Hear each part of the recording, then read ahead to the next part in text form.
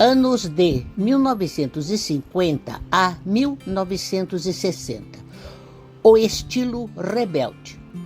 A década de 1950 foi do pós-guerra, da reconstrução da Europa e da ascensão dos Estados Unidos como nação rica e líder. Com a Europa bastante prejudicada pelo racionamento, os Estados Unidos tomaram a liderança mundial e tornaram-se a única ajuda de que o continente europeu dispunha para se reerguer. Com o passar do tempo, Paris volta a ser a capital da moda, a Europa já usa o New Look, Dior é o mais famoso dos costureiros e a vaidade volta a ficar em alta. O modelo do American Way of Life, o modo de vida dos americanos, é vendido pela imprensa e pelo cinema. A mulher, que havia conquistado uma liberdade na década de 1940, se vê novamente presa ao papel de dona de casa. A geração que nasceu depois de 1945 é chamada de geração Baby Boom, porque houve realmente um boom de nascimentos logo depois que os soldados voltaram para casa. Com os filhos nascendo, as mulheres que trabalharam fora voltaram para casa e tudo passou a girar ao redor do marido provedor e dos filhos. Ser dona de casa era o destino, sem reclamações, das jovens em idade de se casar. No Brasil foi exatamente igual. As meninas estudavam, mas muitas não terminavam a faculdade ou nem começavam porque casavam cedo. Moda, publicidade e comportamento visava a família. Novamente, separaram-se as moças de família das devoradoras de homens. Nos Estados Unidos, muitas jovens trabalhavam, mas sempre pensando em se casar. Eram secretárias, telefonistas, funcionárias de loja. As mais avançadas mantiveram os empregos da década anterior, mas muitas se formaram em letras, literatura e acabaram como professoras. Enfermeiras e médicas também fizeram carreira. Os jovens rebeldes. Muito antes das mulheres se rebelarem na década de 1960, os homens levantaram a bandeira primeiro. O cinema começa a mostrar rapazes bem diferentes dos futuros maridos ou dos rapazes de família.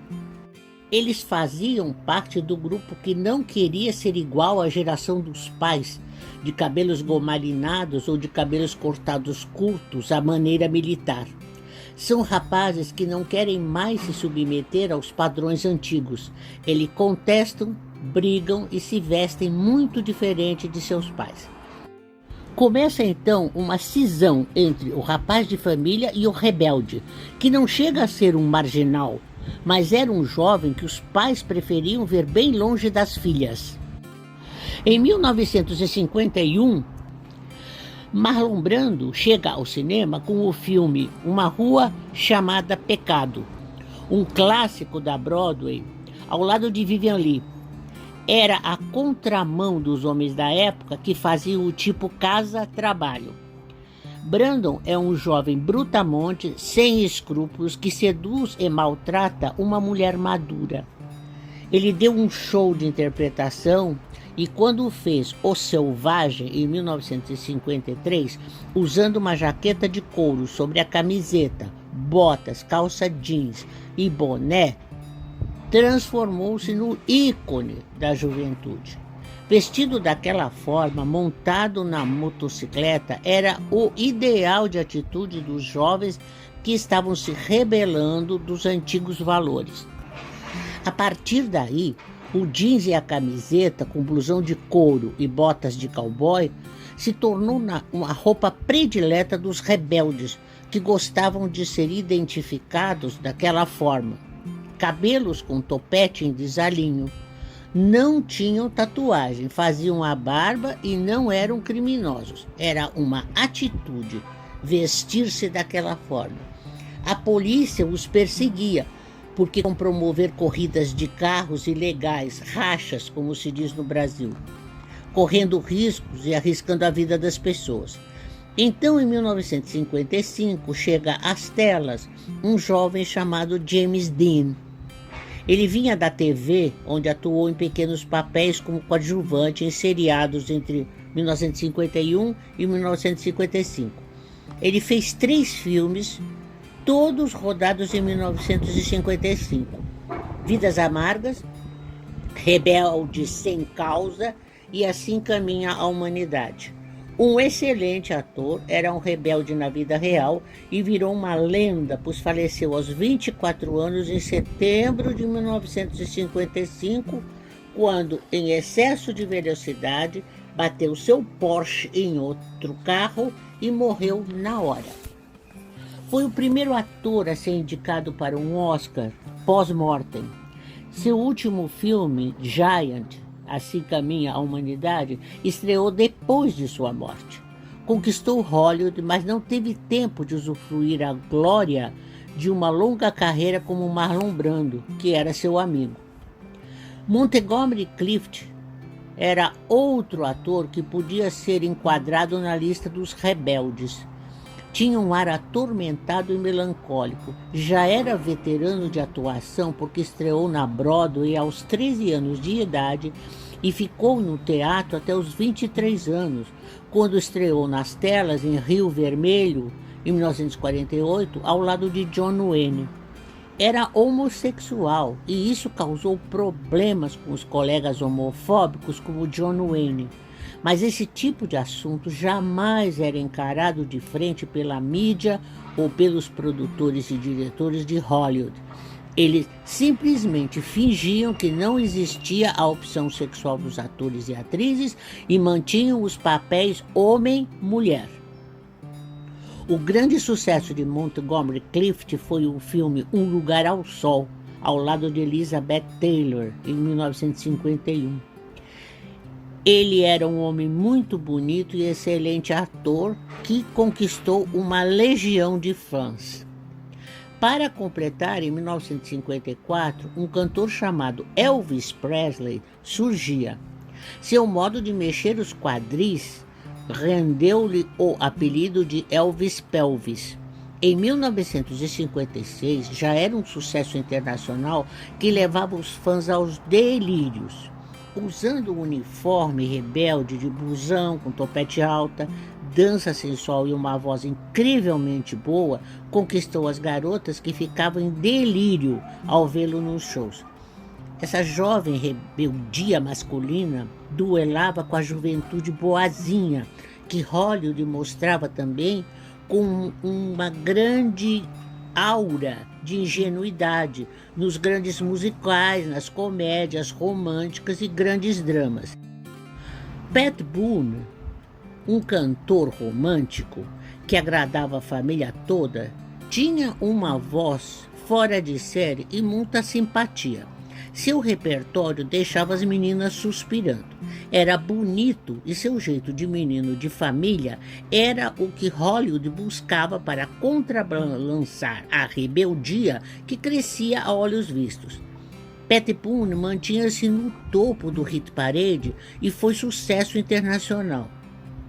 Muita gente que era criança ou jovem na década de 1950 no Brasil deve se lembrar muito bem das melodias Bernardine ou April Love, seus sucessos mais marcantes e que viraram filmes. Love Letters in the Sand e Speedy Gonzales, que ficaram semanas em primeiro lugar, faziam parte do repertório dos jovens brasileiros que gostavam de dançar ao som da música de Pat Boone na década de 1950. Tanto Bernardine como April Love, ao virarem filme, foram estrelados por ele, que cantava e namorava a mocinha sem nunca beijar a companheira de elenco por motivos religiosos, porque ele é cristão pentecostal até hoje. As jovens usavam saias godê com uma grande quantidade de anáguas, sapatos de salto baixo e meias soquete, conjuntos de suéter e casaquinhos e rabo de cavalo.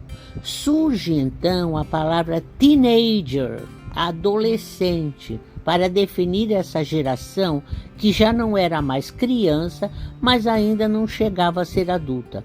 Os rapazes aderem ao topete alto, mas os cabelos ainda são curtos. O conjunto de terno e gravata, que consistia a roupa usual, começa a ser substituído por trajes mais descontraídos entre os jovens do colegial e da faculdade. A faixa de gerações começa na década de 1950. Até então, os jovens até 18 anos eram crianças ou jovens. O surgimento dos teenagers criou um novo segmento de moda e penteado. Atingir a faixa dos 14 aos 18 era o objetivo da música, dos filmes, da moda e do consumo. Enquanto a rebeldia não invadia o universo feminino, as mulheres usavam a sexualidade e a feminilidade na década de 1950. Um comportamento bastante claro separava em dois clichês estilos bem definidos: as boazinhas e as destruidoras de lares. As boazinhas eram em geral morenas, castanhas ou loirinhas ingênuas e cheias de ilusão, mas que sabiam ser sensuais também. As destruidoras de lares eram mais velhas, curvilíneas e cheias de truque, louras platinadas ou morenas selvagens. No ranking das atrizes começam a aparecer esses dois tipos bem definidos. Grace Kelly, uma loira elegante, racê. Elizabeth Taylor, linda e comportada.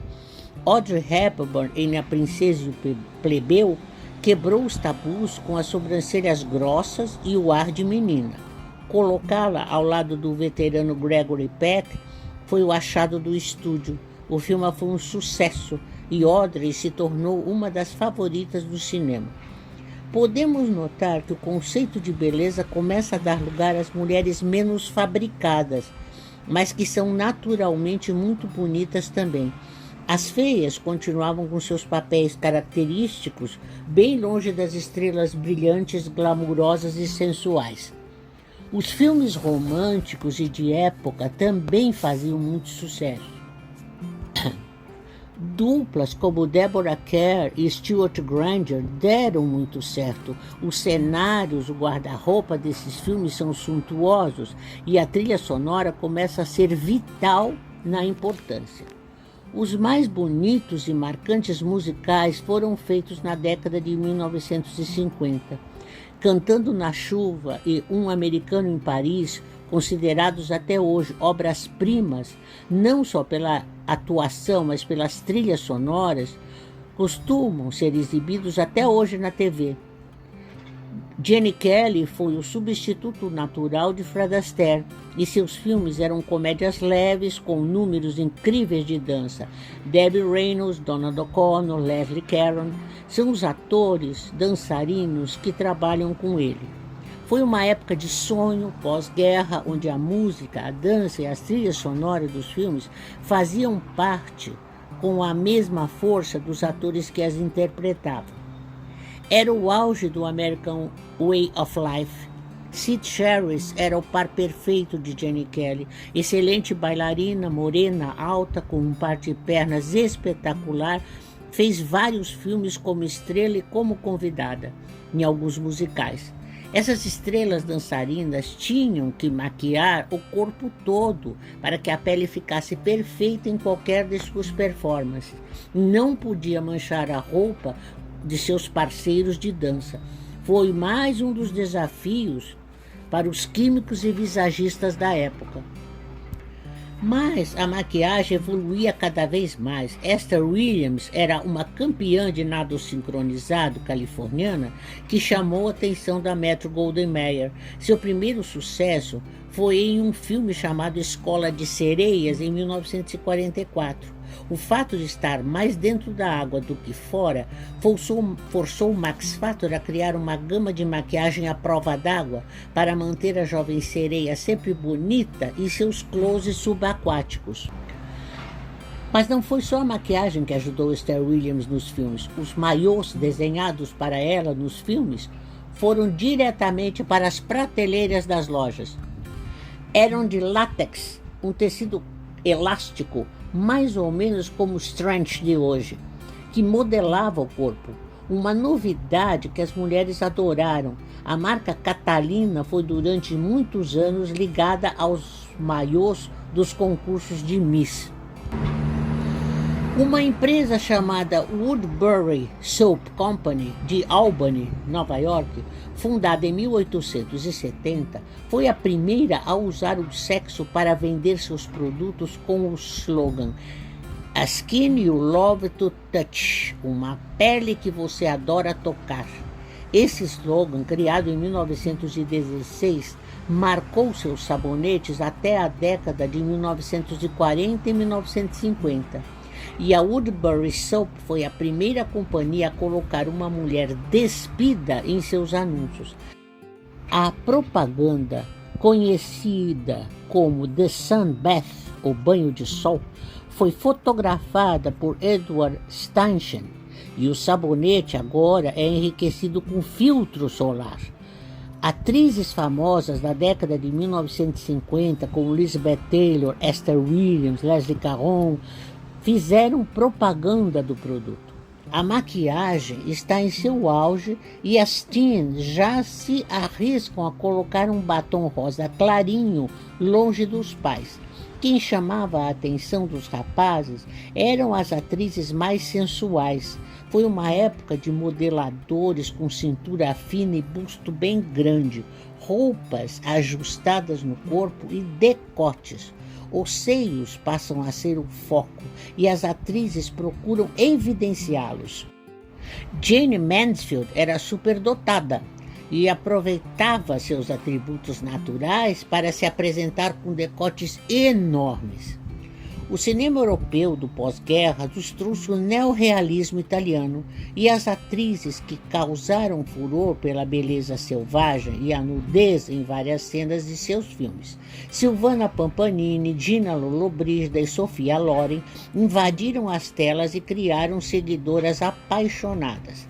Na França surge uma inocente garota de rabo de cavalo e carinha de anjo chamada Brigitte Bardot, mas cujos filmes eram proibidos para menores, porque ela costumava aparecer despida ou semidespida. Antes de Roger Vadim a transformá-la em uma Marilyn Monroe francesa, Brigitte tinha cabelos castanhos. O rabo de cavalo de Brigitte Bardot fez muito sucesso entre as teens, principalmente aqui no Brasil. Era comum ver as jovens usando o mesmo corte irregular na frente e o rabo de cavalo solto atrás. Mas a grande sensação do cinema americano, que surgiu na década de 1950, foi sem dúvida Marilyn Monroe. O filme que a tornou um mito do cinema foi O Pecado Mora ao Lado, em 1955, onde aparece se refrescando na saída de ar do metrô de Nova York. O vestido branco, frente única, plissado, se tornou icônico. E a linda loira platinada se tornou para sempre um dos maiores mitos do cinema.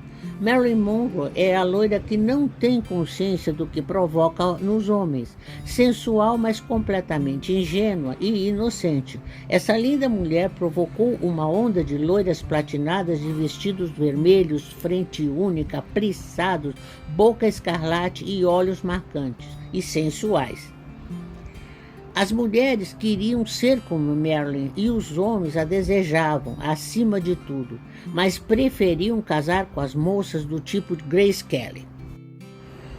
Com o sucesso de James Dean rebelde sem causa, vestindo a t-shirt básica à mostra sobre uma camisa aberta, calça jeans com a barra dobrada 2 vezes, deixando antever as botinhas de cowboy, os jovens começam a mudar radicalmente de comportamento, de penteado e de vestuário.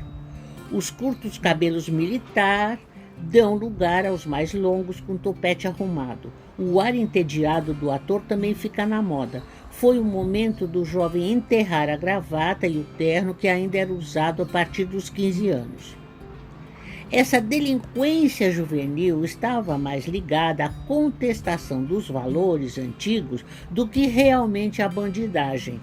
Os jovens motoristas provocavam a coragem em rachas, muitas vezes suicidas, pelas rodovias desertas ao redor da cidade, e a geração mais velha via essa nova postura de desafio e rebeldia com intolerância e preconceito. Durante a década de 1950, a cada ano a mudança se torna mais e mais visível. É uma postura de delinquência juvenil bem inocente, com muita gomalina nos topetes, cigarros. A maioria dos jovens daquela época fumava muito, corridas clandestinas de carro e rock and roll.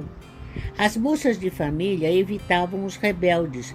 Quem anda com esses rapazes são as loiras platinadas de seios fartos, muitas vezes falsos, obras de sutiãs acolchoados, cintura de pilão apertada por um cinto elástico largo, que no Brasil se chamava cinturita, além das saias rodadas e armadas por várias anáguas. Outro modelo da moda era o twinset de lã angorá, usado com saia justa na altura das canelas, ou calça comprida bem colada no corpo, de barra na altura dos joelhos, cintura alta e sapatos de salto bem alto. As rainhas do cinema dessa década têm cabelos curtos, não importa se platinadas, ruivas ou morenas, sensuais ou inocentes. O foco da sensualidade agora não está no comprimento dos cabelos, e sim nos ondulados. E o produto que salva as jovens de cabelos lisos foi a ondulação permanente a frio Tone, que podia ser feita em casa, mesmo pelas que não tinham dinheiro para ir ao cabeleireiro. Doris Day era uma consagrada cantora de big bands que estrelou várias comédias românticas musicais. Fez dupla perfeita com Rock Hudson em Pillow Talk, Confidências à Meia-Noite, em 1959, e em outros 2 filmes da década de 1960. Muito sardenta, Doris teve a ajuda de Max Factory do Pancake, que jamais permitiu que alguma sarda ficasse à mostra. Ninguém percebia nenhuma irregularidade na pele, nos cabelos, nos dentes dos atores, porque todo mundo era perfeito. A grande importância dessa década estava também no rosto. As sobrancelhas eram delineadas com perfeição, os olhos recebiam sombras de delineador, as faces rosadas por blush eram aveludadas pelo Pancake ou Panstick, e os lábios escarlates completavam o visual. No Brasil, as jovens usam as saias armadas, os suéteres justíssimos, a cintura muito marcada e os lencinhos no pescoço, que também podiam esconder o elástico que prendia o rabo de cavalo. As calças bem justas na altura dos joelhos e os sapatos de salto agulha e bico bem fininho também entraram na moda. Brincos de argola estão na maioria das orelhas. As mais velhas optam pelos tailleres e vestidos mais justos, sempre enfatizando a cintura fina e o busto empinado. Bem no final da década de 1950, finalmente chegam às prateleiras das lojas brasileiras as mais famosas marcas de cosméticos, como Revlon, Max Factor, Helena Rubinstein, Elizabeth Arden. Há muito mais opções de maquiagem e produtos de beleza, mas as jovens não devem ainda abusar dos tons fortes. As maiores de 21 anos já se aproximam mais dos cosméticos vibrantes. O primeiro canal de TV da América Latina é a TV Tupi, inaugurada em 1950. Em 1958, pela primeira vez, o Brasil ganha a Copa do Mundo de Futebol. A bossa nova começa a aparecer e fazer sucesso. A década de 50 é considerada no Brasil como os anos dourados. Foi nessa década que surge no Brasil a marca Paiô, hoje indústria 100% brasileira e que foi introduzida entre nós em 1953. Essa empresa tem origem na França, pelo trabalho da médica francesa de origem russa, Nadine Georgine Paiô, que em 1920 criou uma técnica de massagem facial com 42 movimentos, com seus famosos cremes rejuvenescedores, creme número 2, Nutrícia e etc. Na França, em 1927, ela montaram um laboratório com químicos especializados. Mas havia sido em 1917, observando a bailarina russa Anna Pavlova, que percebeu o benefício dos treinos do balé no corpo de uma mulher, e rugas e flacidez no rosto da bailarina que jamais havia sido tocado por nenhuma massagem ou ginástica. Foi por causa disso que Nadine criou os 42 movimentos de massagem facial, que se tornou até hoje a complementação dos efeitos de seus cremes. Em 1969, o casal Silvio Grotkovski e Dirce Villas-Boas-Grotkovski conseguiu firmar a marca Anna Pegova entre nós, transformando-a no sucesso que é até hoje. A década de 1950 foi o auge da alta costura, os figurinos eram sempre copiados e seguia-se literalmente a tendência de Paris. No fim da década, chega ao mercado, inclusive no Brasil, o delineador líquido de Max Factor, que sugere uma maquiagem inspirada nos olhos dos egípcios, realçando-o com um traço na pálpebra superior que ia até o começo das têmporas. Chamava-se toque italiano.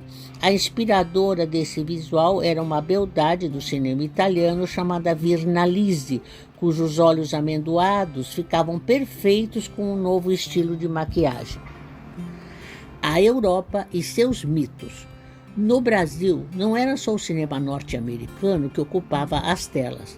Na época, o cinema europeu tinha muitos fãs. A Itália e a França tinham um cinema atraente e atores e atrizes europeus conquistam uma plateia cativa e intelectual entre nós. Era chique assistir ao cinema europeu, que enfatizava sempre temas mais engajados do que os de Hollywood. Os fartos cheios de Gina Lollobrigida e de outras italianas obrigavam as mulheres brasileiras que queriam ter o mesmo volume de peito a comprar sutiãs com enchimento. A morena selvagem fica na moda por aqui, com Sophia Loren, Silvana Mangano, Silvana Pampanini. O cinema francês trouxe Brigitte Bardot, mas havia uma outra atriz e cantora que atraía os intelectuais, Juliette Recaud, a musa do existencialismo, uma corrente filosófica criada por Jean-Paul Sartre. Juliette andava sempre de negro. Seus cabelos eram lisos, divididos ao meio, sem nenhum atrativo, além de um bom corte. Algumas mulheres seguiram o estilo, mas poucas entre nós. As mulheres europeias agora estavam rivalizando com as norte-americanas em fama e motivo de inspiração. Era extremamente chique ler, tentar ser intelectualizada, entender a filosofia existencialista, fumar, ouvir Piaf, a famosa cantora francesa, ser de esquerda e ouvir Chega de Saudade com João Gilberto, ídolo que em 1958 deu início à bossa nova, uma mudança radical na música popular brasileira. A televisão ganha força. Em agosto de 1959, São Paulo é o estado escolhido pela Avon para criar sua fábrica no Brasil. O primeiro produto nacional foi o batom Clear Red da linha Fashion. Hoje, a maior operação da empresa em todo o mundo é no Brasil. Foi comprada recentemente pela empresa brasileira Natura, que ainda manteve a marca Avon.